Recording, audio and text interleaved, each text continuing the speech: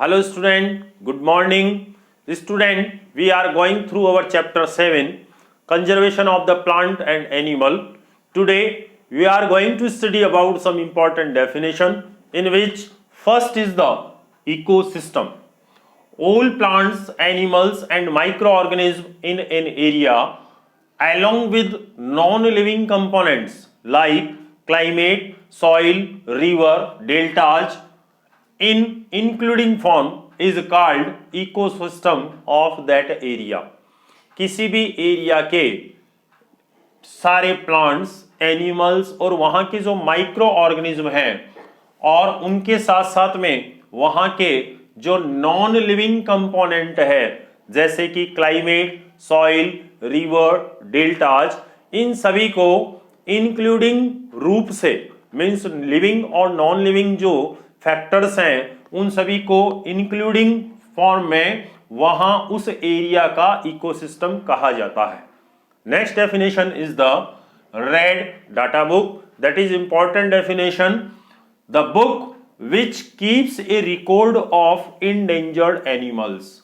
वो बुक जो कि इंडेंजर्ड एनिमल्स का रिकॉर्ड है वो रखती है. Endangered animals means the animals जो कि एक्सटिंक्शन की कगार पर है, मीन्स विलुप्त होने की कगार पर है, जिनको की डेंजर खतरा बना हुआ है कि वो कहीं एक्सटिंक्ट ना हो जाएं, ऐसे जो एनिमल है उनको इंडेंजर्ड एनिमल्स की कैटेगरी में रखा गया है और उनका रिकॉर्ड है वो इस बुक में रखा जाता है.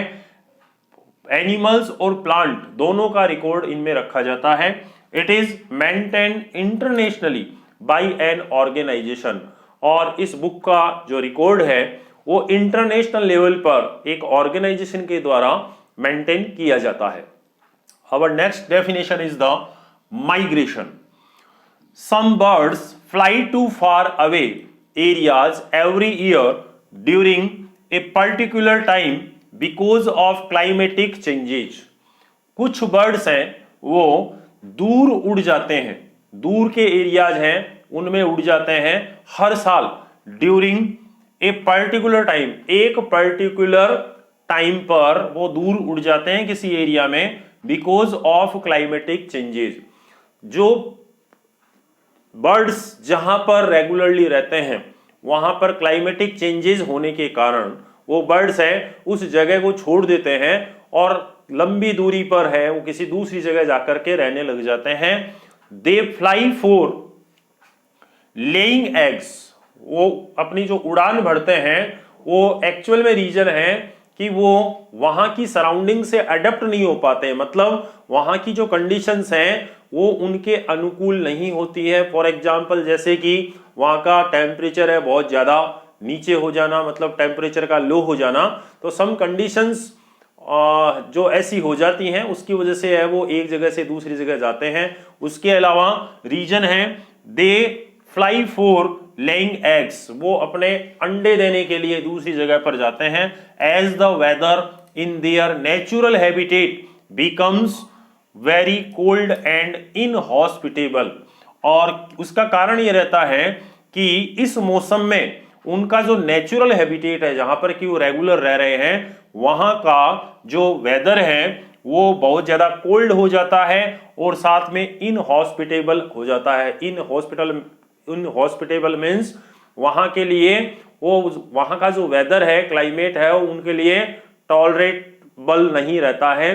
वहां का वो टॉलरेट नहीं कर पाते हैं, उसको सहन नहीं कर पाते हैं, टेम्परेचर जैसे कि बहुत ज्यादा कम हो जाना.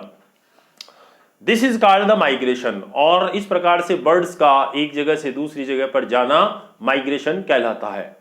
Next is the migratory birds.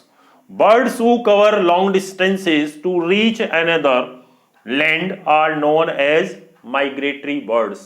और जो बर्ड्स माइग्रेशन करते हैं मतलब क्लाइमेटिक कंडीशन उनके अनुकूल क्लाइमेटिक कंडीशन मिले और वो एक जगह से दूसरी जगह जाते हैं तो ऐसे बर्ड जो कि लंबे डिस्टेंस कवर करते हैं और दूसरी जगहों पर चले जाते हैं या दूसरे लैंड पर चले जाते हैं, ऐसे बर्ड्स को माइग्रेटरी बर्ड्स कहा जाता है.